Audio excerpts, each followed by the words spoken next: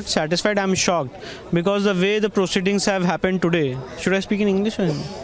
The way the proceedings have happened today, Mr. Rajiv Dhawan, with the utmost sense of grace, pointed out to the bench that Justice Lalit has been appearing for Mr. Kalyan Singh, therefore he can't hear the matter.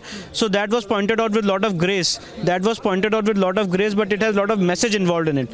So how much right it is, that's for the public and that's for the country to decide. But I think, in all fairness, Justice Lalit decided that he will not hear the matter.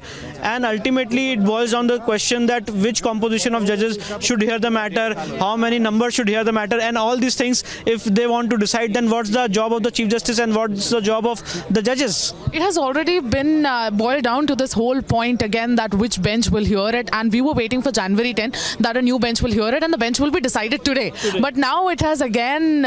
And to the utter shock and surprise, Mr. Rajiv Dhawan also pointed out that a 3-judge bench has already given a judicial verdict that the matter need not be referred to a larger bench. Then how a larger bench can be constituted by administrative side, which Chief Justice clarified today by a judicial order that the Supreme Court Chief Justice has powers under Order 6 Rule 1 to constitute any number of judges for hearing any particular civil appeal. So these are the objections which are taken. They will say that they are ready for hearing the matter, but actually they want the matter to be heard after 2019 elections, and they relate this matter with elections. So do you think a new bench will be constituted before January 29? Definitely a new bench will be constituted before January 29. And what will be the date of the constitution of the new bench? No, that will be known when the cause list comes of the Supreme Court. We'll come to know about it.